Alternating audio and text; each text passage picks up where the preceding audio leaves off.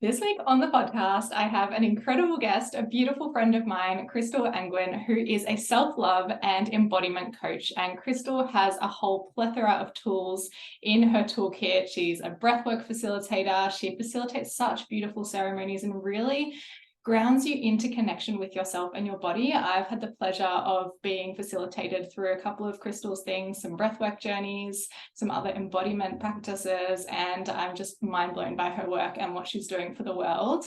And she has the most inspirational story, which I'm so excited to dive into today and even probably hear more than I've ever heard before. But what I do know about her journey is just absolutely mind blowing, and seeing how far you've come, Crystal, is just so inspirational. So I'm excited to be able to bring this to the listeners so that you can inspire them with all of your wisdom and just the embodiment that you hold in yourself and who you are as a person.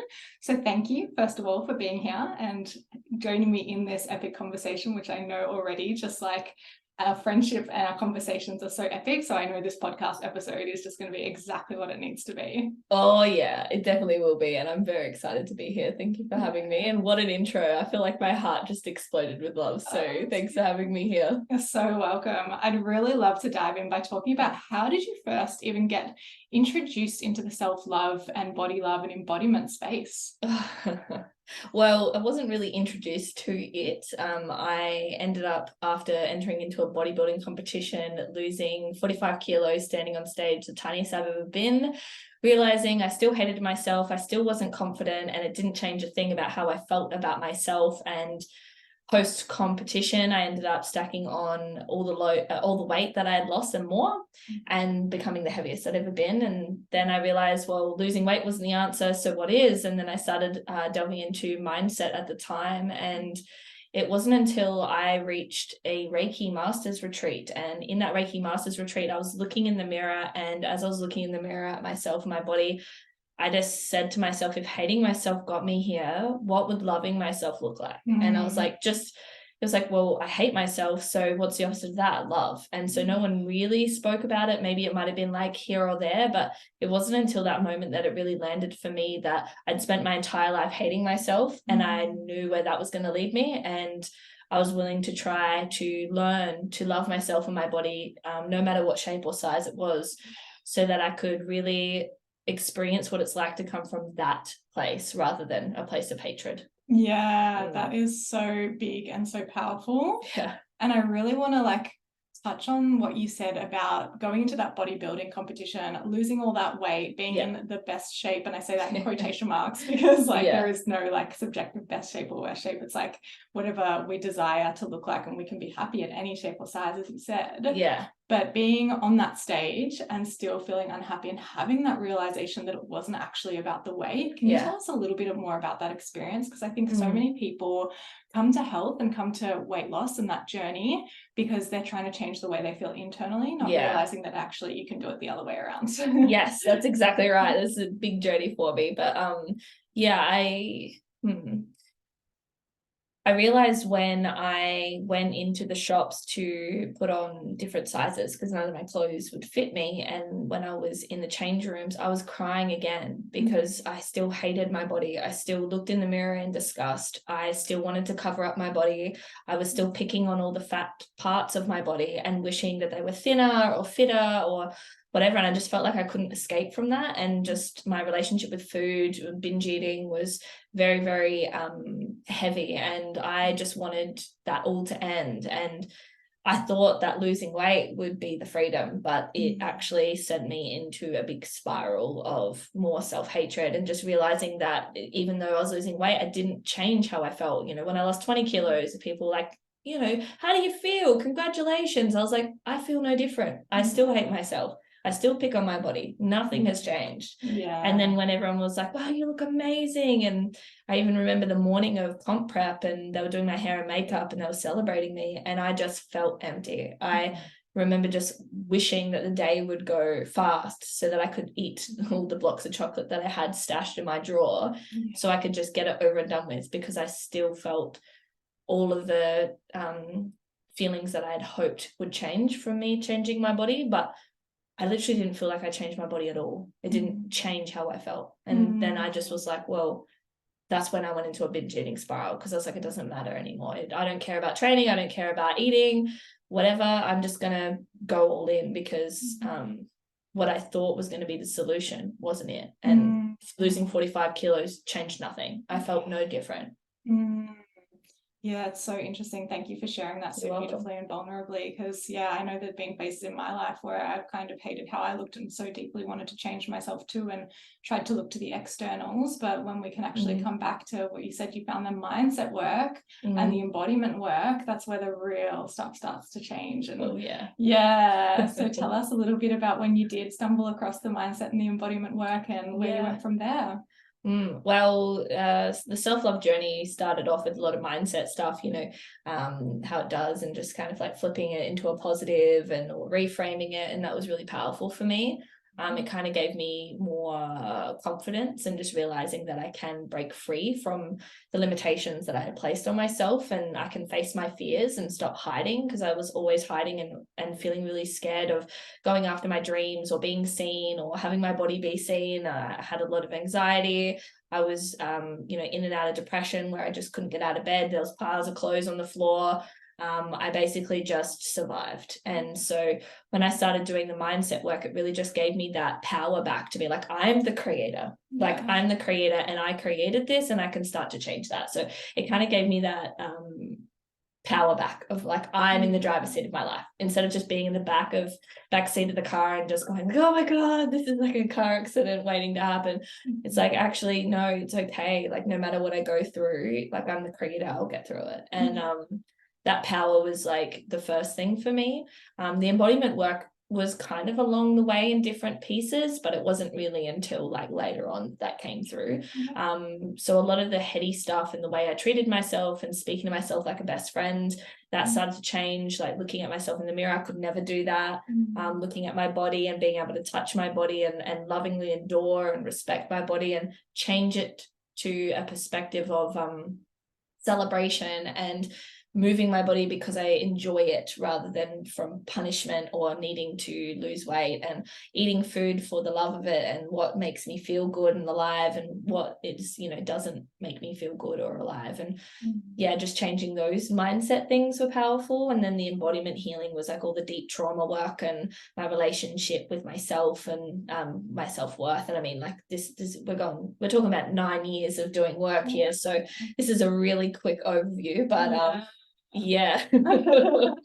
It's like, how do you summarize 9 years of work and deep embodiment and mindset and self-love and all that you've done into like an intro in a podcast? It's impossible. You're doing well though. Thank you. I think like the one point that stands out for me was wanting to wear a bikini and feel confident, and I realized that I placed conditions on myself my entire life, which is where the mindset piece came in. And I was like, instead of waiting till I'm a certain shape or size to access my confidence, I'm going to do it now. And when I did that and I wore a bikini for the first time in public, in terms of like at my biggest size, it set me free. Like, it liberated me. I felt free and connected and happy, and from that moment I found love for myself at the heaviest I'd ever been. And then it just disproved everything. I was like, oh my God, I feel this deep love for myself and deep freedom and confidence that I didn't think was accessible at the heaviest size I'd ever been, but it was. And I was just like, well, that was the answer, because you know, it didn't matter what shape or size I was. If I didn't change how I felt about myself,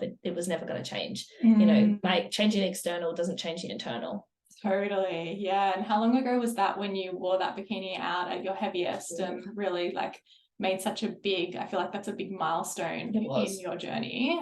Do you remember roughly how long ago that was? Oh yeah, I reckon that was like 2018. Oh no, 2017. Sorry, 2017. Okay, beautiful. Long time ago.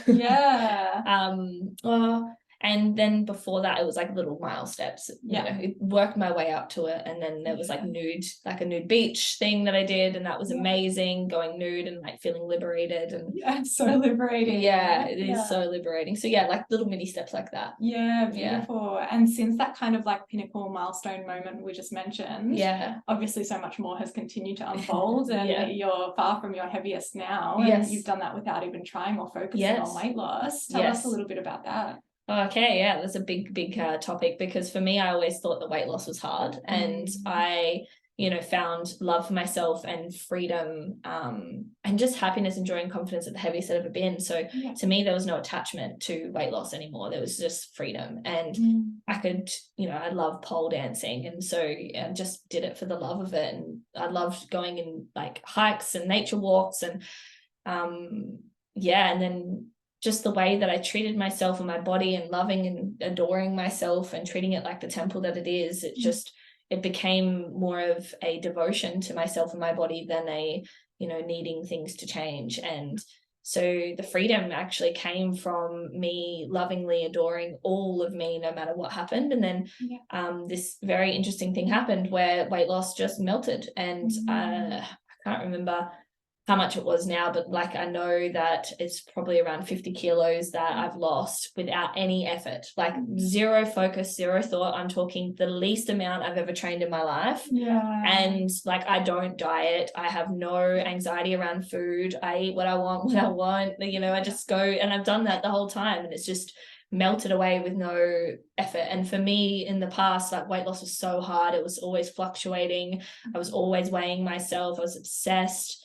It was just all I could think about. And the moment I just found freedom from that was the moment everything changed. You know, found love for myself. I just didn't care anymore. I was like, this is me, and I'm enjoying my life, and I'm going to live my best life, and that's what is truly important to me. So that was the biggest gift that, you know, I'd ever given myself, was self-love. It's amazing. And I feel like your relationship with food is such a beautiful, inspiring one. I love the way you're willing to eat what you want. And like, if you're having something that's like a sweet or something that like might be a bit more processed or whatever, it's like you eat it and you enjoy it, but also if you don't like it, you stop. Like one thing I noticed with a lot of us, and I've been there at times in my journey as well, where I'll be restricting myself, or I will have restricted myself, and therefore when I ate something, let's use the quotation marks, unhealthy, then I would be like, oh no, I have to eat it because this is my opportunity to eat it, even if I hated it or I wanted to stop. But like seeing you be able to be like, yeah, cool, I've had a little bit of this cake and I feel good, like I'm complete now, and know that there's no food scarcity. It's like, if you want some more cake later, you can have some more cake later. If you don't, if you want a salad instead, you can have that. Like it's just so freeing. And I really love seeing that in you as well. And it's something that I really love supporting people in, reaching that kind of pinnacle where it's like, we don't have to obsess about always only eating the best foods. Obviously we want to focus on healthy foods majority of the time, but we can totally have the other things too. And you're such a testament to, but even being able to do that while on a weight loss journey, and not even really on a weight loss journey because you weren't even trying. But it's naturally been a weight loss journey, and it's been part of what's happened.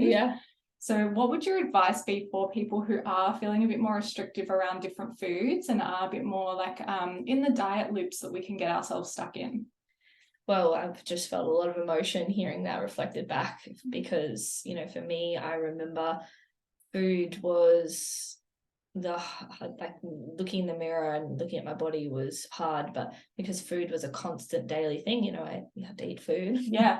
And so I couldn't really avoid that. I could avoid the mirror to a degree, but I couldn't avoid food. And so, you know, for me, going back in my memory, like, I remember crying because I had found myself like overeating to the point where it was very painful. Like I remember having a lot of like guilt and shame and disgust in myself. And I remember wishing that, you know, it would change. And I would have given anything for that to change. And I honestly didn't think it was going to. And then because now it has, without, you know, really any focus. I mean, it's been a bit of a journey at the beginning, but it's so effortless for me now. Like, and just the way that you described it, I was just like, yeah, that is me. Like, I just do what I want if I eat the cake or not. And I don't even think about it. And so I've forgotten that that's how I show up. And I've forgotten that I, you know, used to wish to not be, I guess, like in my mind, plagued by food anxiety. And it's just, it just really hit me in that moment how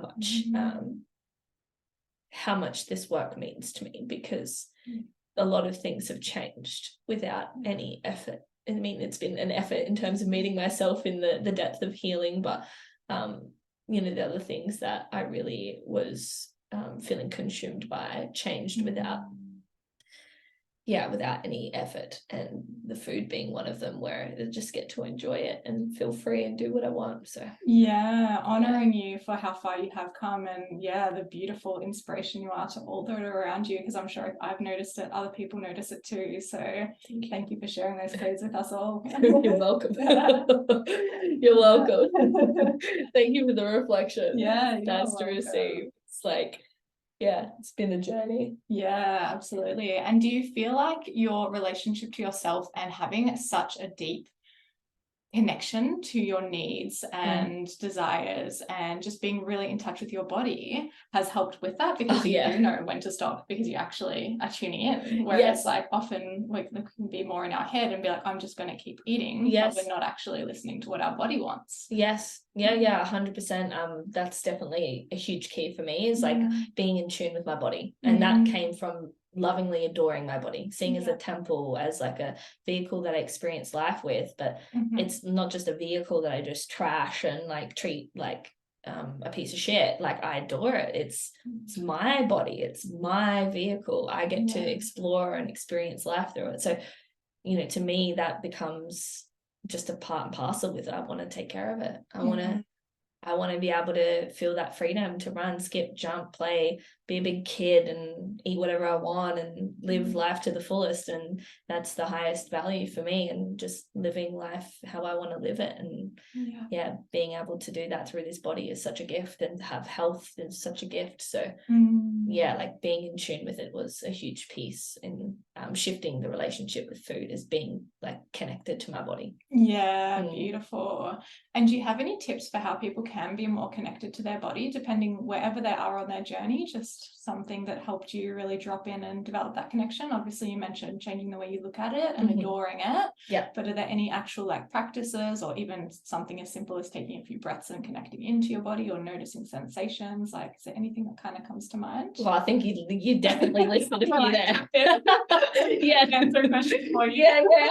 That's great. I mean, we're on the same wavelength, so I'm sure we're going to have similar answers, if not the exact same. So I mean, like for me at the beginning of my journey, it was in tuning into what emotions were present in me when I was feeling the need to eat more. Like, it was just an insatiable hunger where just nothing was enough. And I just like, I'd finish something and I'd be hungry again, or I'd be thinking about my next meal, or I'd be like, you know, dreaming about my meal the next day, and I was very controlling around food. Like, you know, if it wasn't what I wanted, I didn't want it, and it needed to be exactly what I wanted. Otherwise I'd have like a mental breakdown. So, you know, for me, actually tuning in when that sensation was coming up and really being with the emotion, and in that moment taking that time to take a breath and to treat myself like a best friend. So what that would have looked like, and does at the start of the journey, it was just like, it's okay. Like, I just accepted the part of me that wanted to binge, that wanted to just consume everything in sight, and just accept myself in that behavior, rather than blame or shame myself in that behavior or try and change it immediately, because I was trying to change the behavior, it caused it to come out more, and then I would put a lot of pressure on myself in those moments, so I wasn't able to be in tune with my body. I was too busy feeling overwhelmed and consumed and anxious, and so you know, to try and come down to ground or presence just wasn't going to work for me.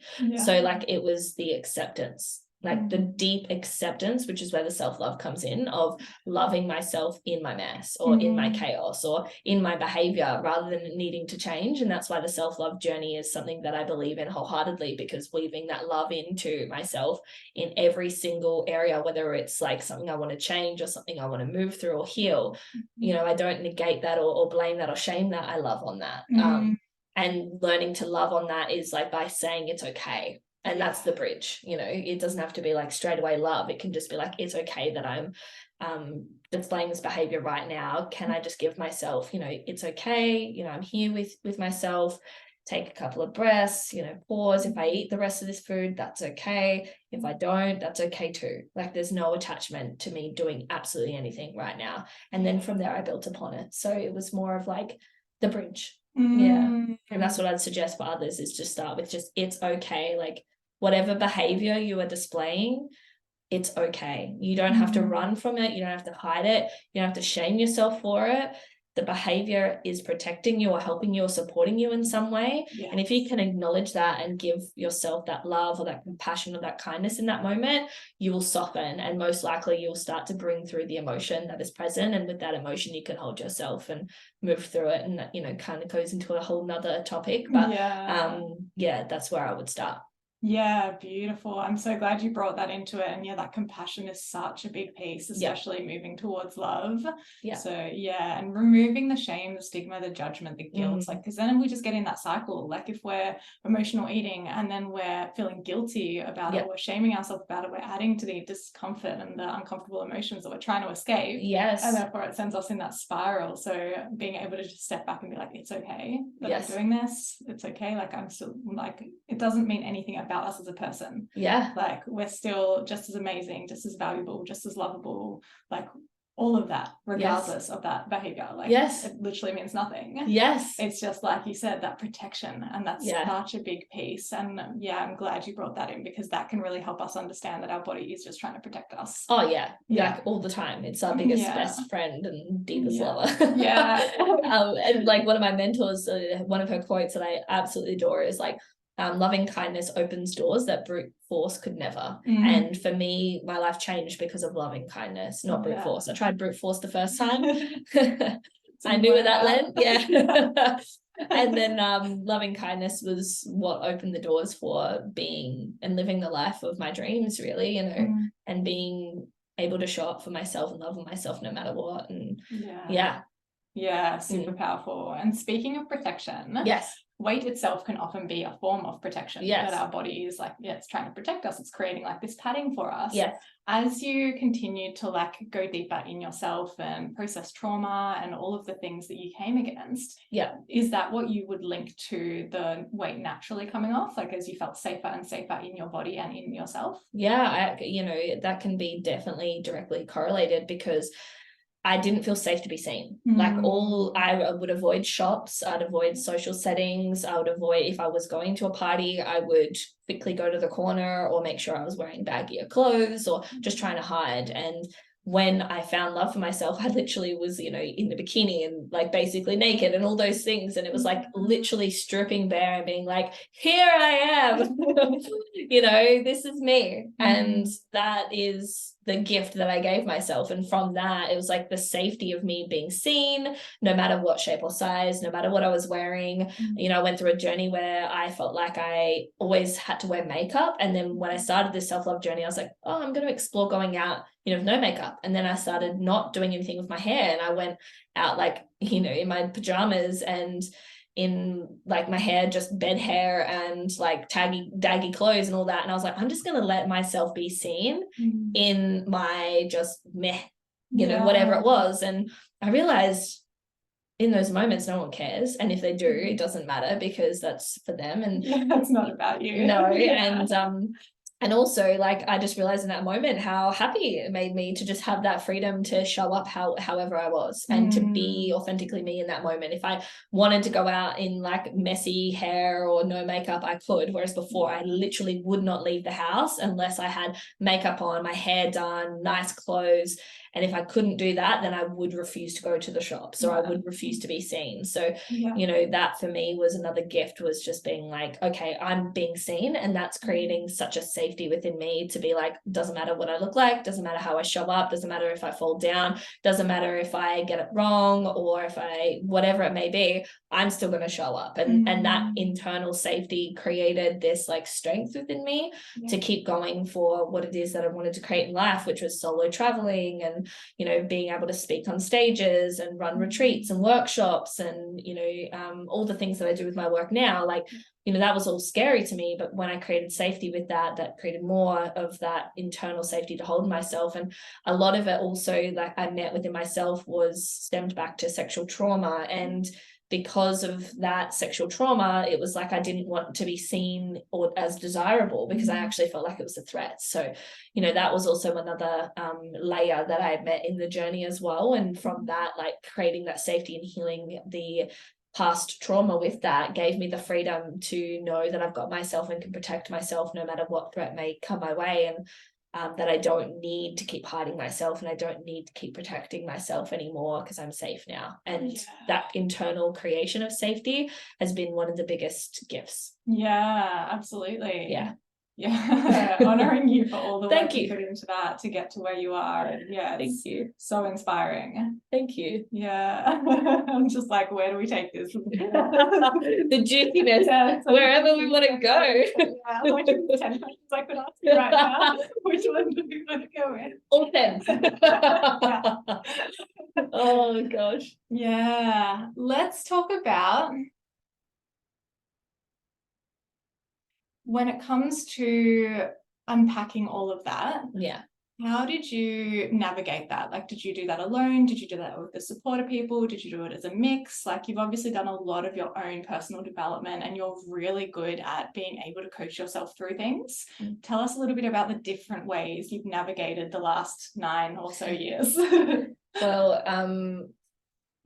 so a lot of it has been through different coaching modalities and learning like NLP, timeline therapy, hypnosis, and then like going into like coaching modalities and weaving in different things like Reiki and healing, and then going into breath work, and that was powerful, and then embodiment work and somatic work.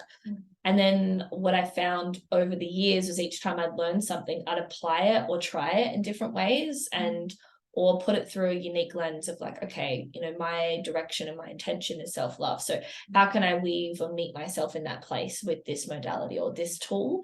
And how can I apply that to love myself and like my body as it is right now? So that was like really learning how to apply that. And there wasn't really a roadmap for it. So when I first started doing self-love, like a lot of my ads were like not accepted because it was showing too much skin, and AKA like it was me in a bikini, and I would put a bikini photo of like a model up and they'd approve it straight away. And so I like fought that back, and I was like, hey, like you said this ad has got too much skin, it's just me, and I actually am showing less skin than the other girl because she's got like a string or tee bikini, and I've got like a high-waisted bikini, so can you explain to me why this is not accepted? And I had quite a few little arguments with Facebook at the time. And so like self-love wasn't really talked about when I was, inviting that into the concept or bringing it into my coaching or talking about it. There was no roadmap. So like I just tried different things along with all the other modalities. Some mentors spoke about self-love.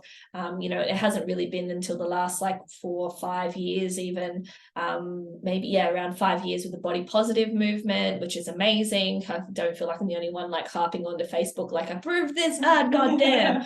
There's lots of models and things out there with like diversity, which is empowering, but for me and where I was at, there was no roadmap. So it was just literally a trial and error, and it wasn't error, it's just redirection. So that can kind of answer the question, hopefully.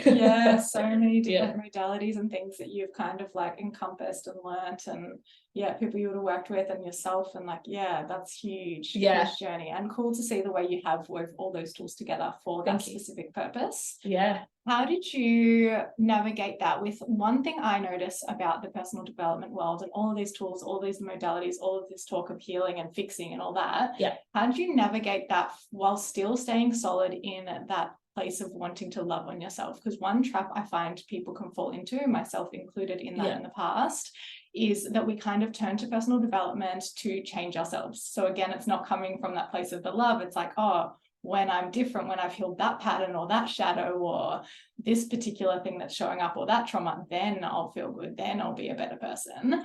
How did you kind of negate that and keep sticking to, I'm doing this because I love myself? Well, there was a lesson in that, because the reason I went into personal development to begin with was to fix myself and to finally be healed, so that I could, like, the same intention around weight loss, finally be free.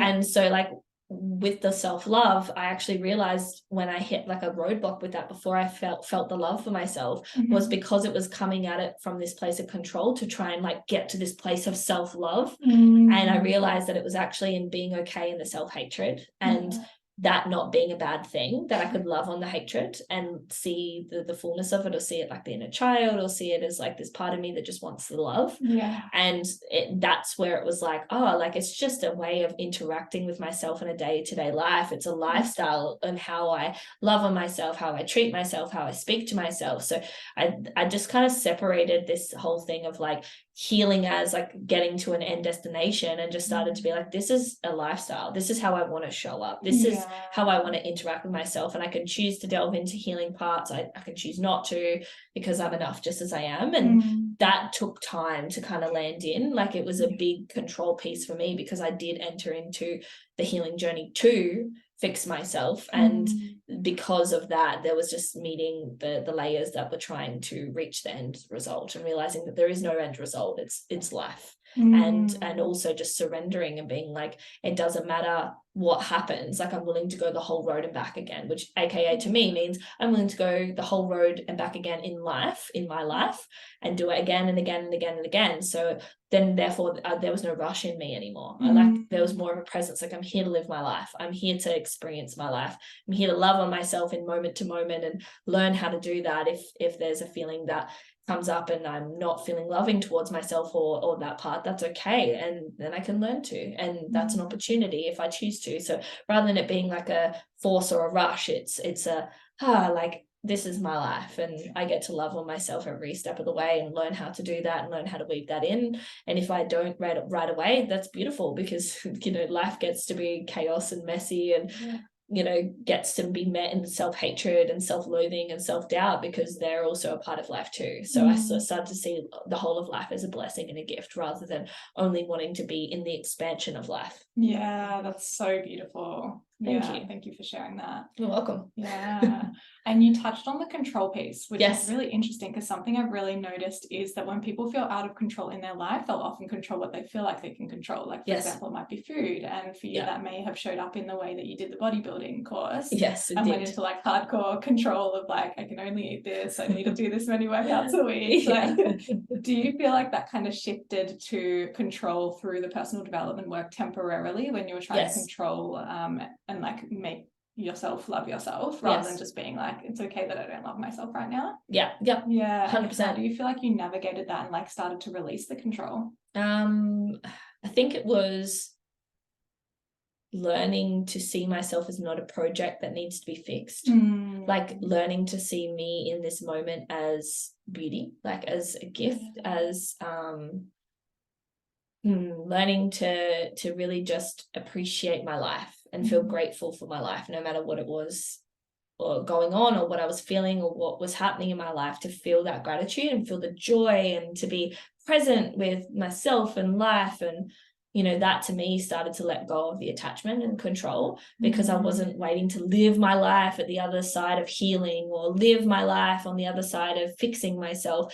It was like, I'm actually here to live my life right fucking now. And boom. And so I just gave myself permission to do that, and let go of the control, because I was only trying to control because I was trying to rush to end results so I could live my life to the fullest. And really, like, I wasn't living my life now because I was too busy trying to reach somewhere I thought I needed to be in order to live my life to the fullest. Whereas I could live my life to the fullest now. Just like I can access my confidence now, my self-love now, my freedom now, like it's all available to me. And so instead of being an end result, it was like, it's here. Same as like self-love and for my body now, here, now, available, like no conditions. Yes.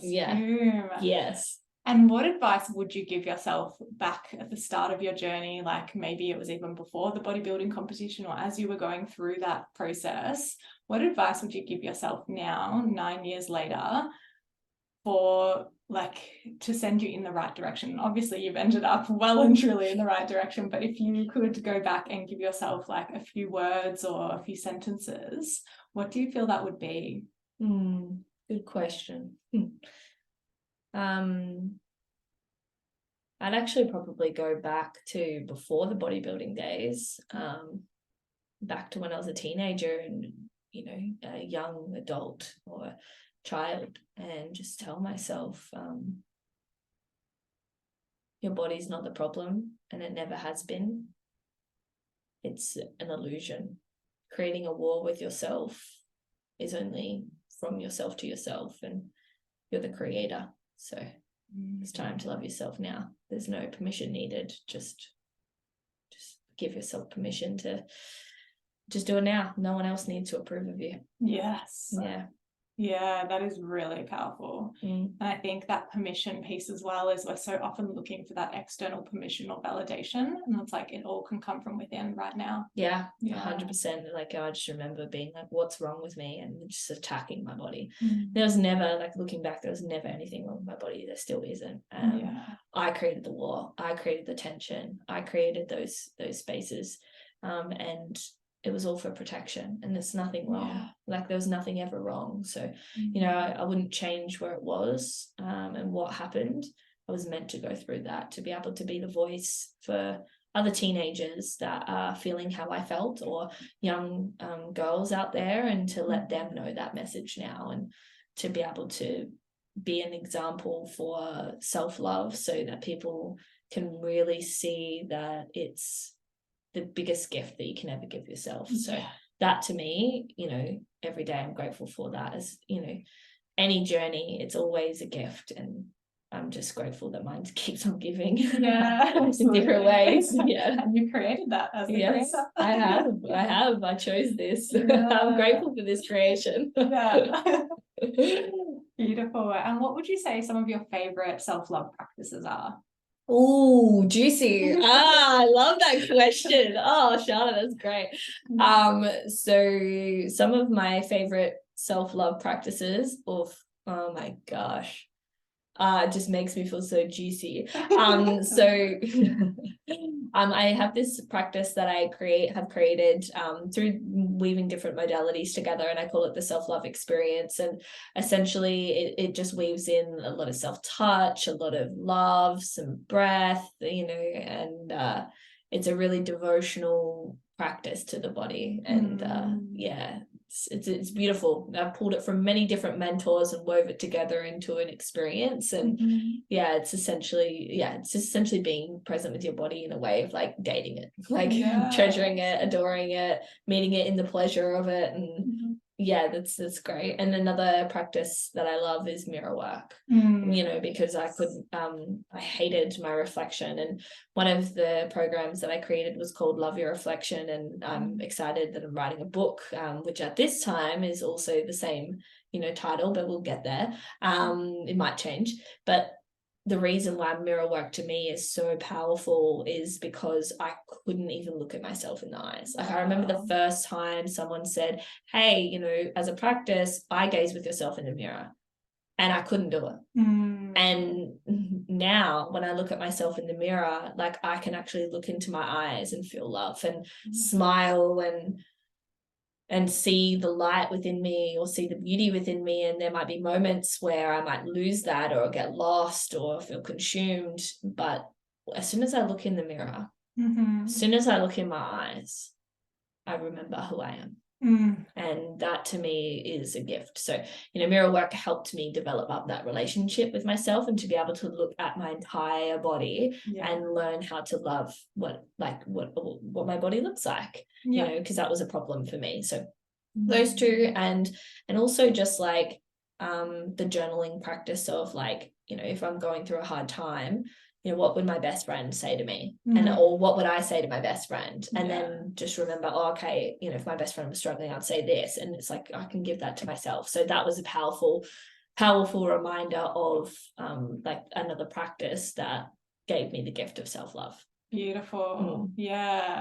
Speaking to ourselves like our best friend, how would you recommend someone starts to become aware of the self-talk and reshapes that to something like a best friend, not a worst enemy?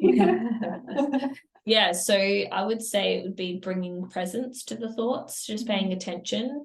So whether that's pausing, taking a breath, whether it's right before you eat food, if that's something that you're working with or on, whether it's when you're looking in the mirror, like notice the thoughts, becoming a witness to the thoughts rather than believing that you are the thoughts. It's just like these are thoughts, they're like clouds floating, you know, that they can come and pass through, and you don't have to attach to any of them.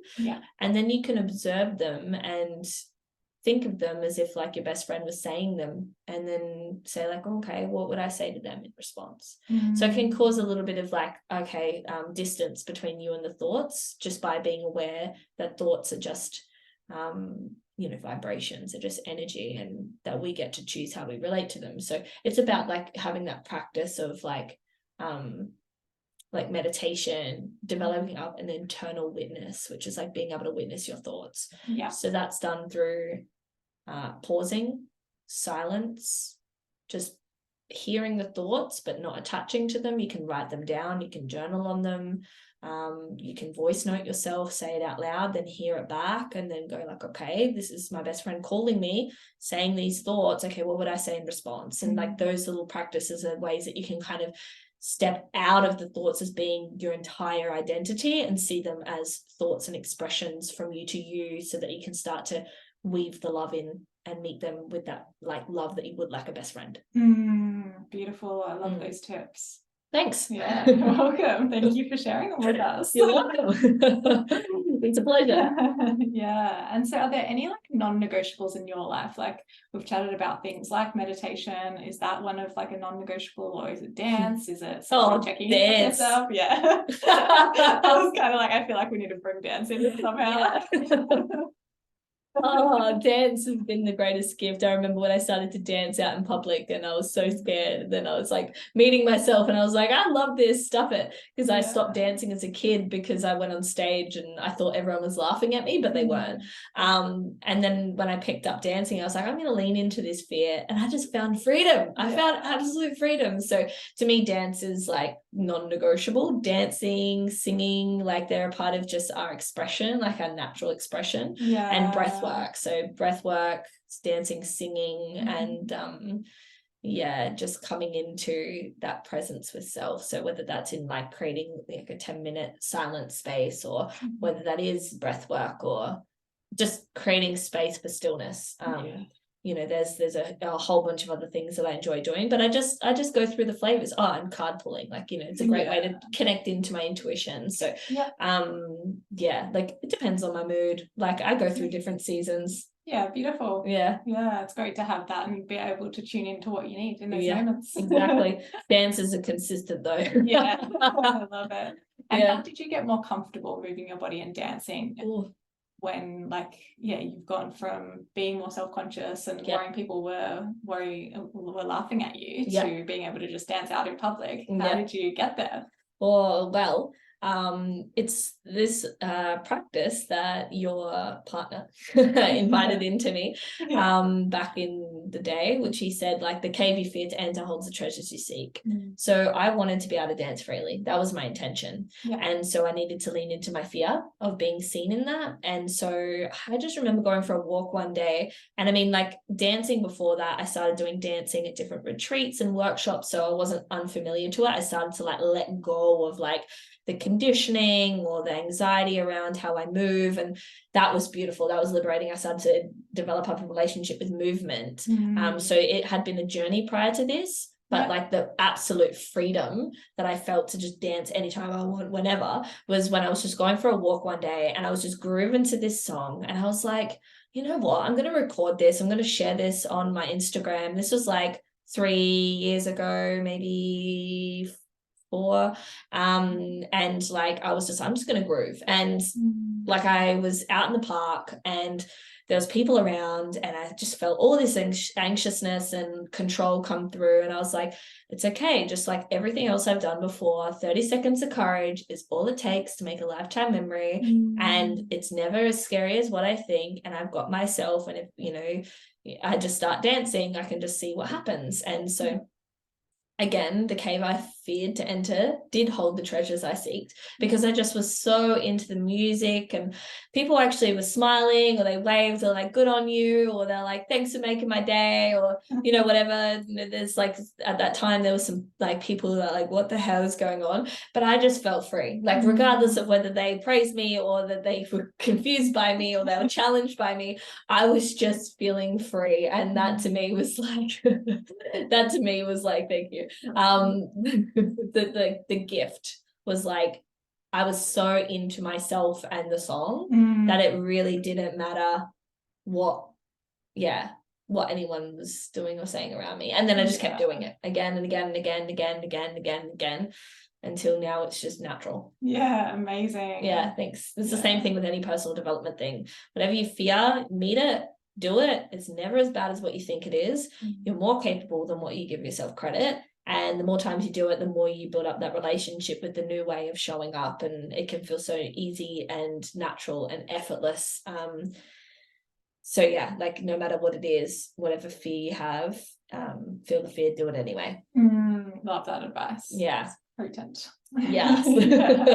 Thank you. Thanks for asking the questions. Yeah, you're welcome. And if someone's just starting out on their self-love journey, yes, where's the best place to start?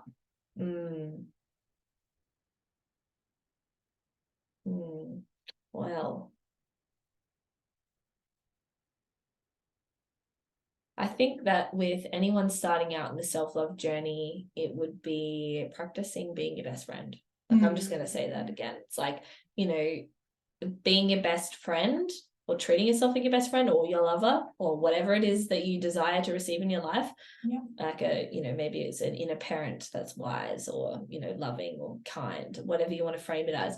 Actually starting to come at it from that lens of how do you want to treat yourself? How do you want to love on yourself? And if you could imagine that love that you give so effortlessly to others, and if that was to be given to you, what would change in your life right now? And if that sparks something, then do that. There's steps and there's journeys and there's healings and there's meeting whatever it is, and you can do all of those. But the first step is, where do you want to go with your self-love? Like, in terms of how do you want to access and evoke that right now for yourself? Yeah. And how do you give that to others so freely? And then imagine doing that to yourself, whatever it is. Yeah, I love that. Yeah. So it's not really like a start here, do that type thing. I mean, there's always programs and processes, which we both have in our offerings, but it's like, it's just as simple as, how do you want to show up for yourself? Yeah. Just start there. Yeah. A really good question, and now it's gone. Oh, it's going to come. To ask it, it will come back if it was meant to come back. Oh, yes, I know what it is. So, when it comes to supporting people with their self-love journey and learning to love themselves and their body and their emotions and all that this human experience has to offer, what's the most fulfilling thing for you? What do you love most about doing this work? Juicy question. Okay.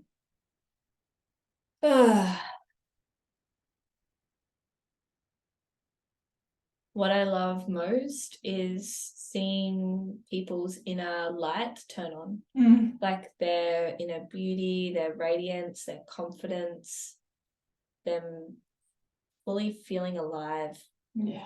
Just seeing that shift in someone's energy where they just get it, or something clicks, or they're just meeting themselves. Like, it's a real honor. Like, this work is so beautiful and potent and powerful, and every time I hold space for someone, it is a real honor to meet them there. It's the deepest, most intimate place with someone, and I get to share that with them, and I get to share the magic that gave me my life back and witness that help others too. Yeah. So that's the greatest gift for me, is seeing what changed my life, continue to change that for others, and give them the gift of self-love by just remembering that self-love is always there. Yeah, that's so special. Yeah, it is very special. Yeah. I love it. I just love it. I do like really adore what I do. Yeah, you're so good at it too. Thanks. And what else do you feel like you want to bring to this conversation before we do wrap it up today? Like, is there anything else we haven't covered that you'd really love to chat about, or any like advice for people that are listening? That even if it is really hard right now and it's difficult and you don't believe or can't see a way through whatever it is that you are currently experiencing, to talk about it, to talk about it to someone who is safe in your life, to If you don't know someone who's safe, there's spaces like what we hold, you know, there's spaces for women to gather and connect. And I know people who hold spaces for men to gather and connect. And, you know, I just really want everyone to know, whoever's listening, no matter what you're going through, you know, vulnerability is key. And being vulnerable with what you're feeling is so liberating, and learning to love on yourself and feel safe to be vulnerable is such a gift. So just start talking, start speaking about it. For years I never spoke about my mental health. You know, when I was younger, when I started speaking about my mental health, and because I tried to commit suicide when I was younger, that to me was, you know, I didn't see a way through. I thought I was dealt a short hand in life, and you know, because of that, I was like, there's no point to my existence. And because I was only 15 at the time, and I just never talked to anyone about it. And I never talked to anyone about what I was going through at all. I was always there with a smile on my face, or maybe a bit withdrawn or quiet. But I was really struggling. And like, I'd struggled my pretty well entire childhood and teenage years. And it wasn't until like becoming the heaviest before I started my bodybuilding journey, it wasn't until that moment that things started to change for me, because I literally didn't believe I was capable of anything, and to get out of how I was feeling. And I thought it was going to be like that forever. And I thought that I was stupid and ugly, and that there was nothing to me. And, you know, that was really heavy. And now I'm here in this place with beautiful friends, you know, going through a separation after 12 years, you know, and being engaged, and meeting some really hard, heavy emotions and sensations. But because of not only the work that I've done and the self-love that I have for myself, I've been able to hold myself, but also receive support from people like yourself and everyone around me. And it has helped me immensely. So, you know, talk about what you're going through, reach out. You may feel like people don't care, or you may feel like people don't want to listen, or that you're a burden, or you don't want to impact someone, but people fucking love you, and they want to be there to hear you and support you and hold you just like you would for them. And so just remember that, and no matter what you're struggling with or going through, reach out, talk about it, you know, sign up to a program, do a coaching container, go to a sisters circle, go to a breath work, go to ecstatic dance, go to a cacao ceremony, find a community of people that are going to meet you where you want to be met, and you will find it. You just need to start to take those steps right now, and just believe that, you know, you can just start to talk about it with the safest person or the next person that you feel drawn to, and believe that you are going to get through it. Even if it's just 1% of a belief right now that you're going to get through it, if you can just take that 1% and just go for it and just try and keep expressing or finding ways through, you will 100% get through whatever you're going through, no matter how hard or heavy it is right now. Yes. Or however long it has been like that, you will get through it. Yeah. So so true and so powerful. So thank you for sharing that. And I feel like that in itself is such an act of love.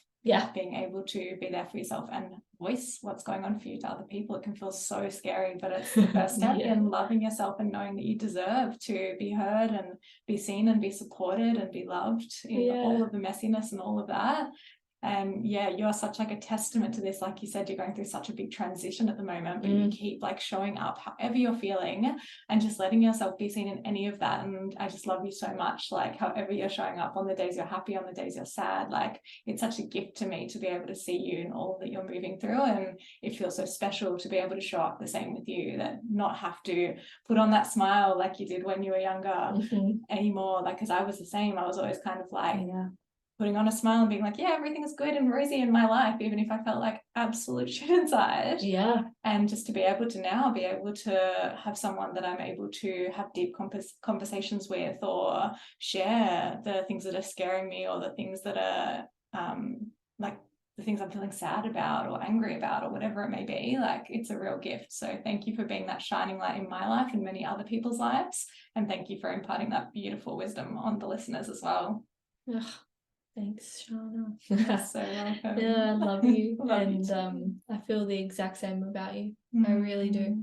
I really received that, and I'm very grateful to share all of me with you. And I'm also grateful that you share all of you with me too, because I know that's a similar journey, and that's why we do what we do, and help others find their voice, find themselves, be unapologetically them, and to live freely how they want to. And that's the gift. That's why I fucking love what I do, and I'm assuming yours is the same.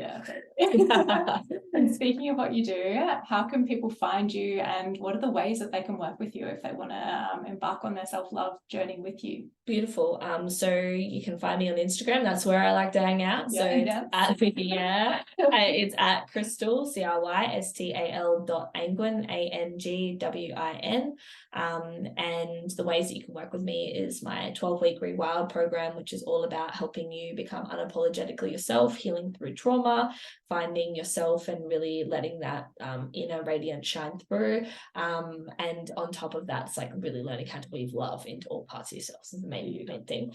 And then I have like other programs like Art of Body Love, which is a 4-week program, and Embodied Confidence, which is a 3-week program. So if you just inbox me any of those, then I can give you the link or let you know when the next round starts, and can hook you guys up with the journey, because it's going to be beautiful, and they're creations that are very dear to my heart. Beautiful. So thank you.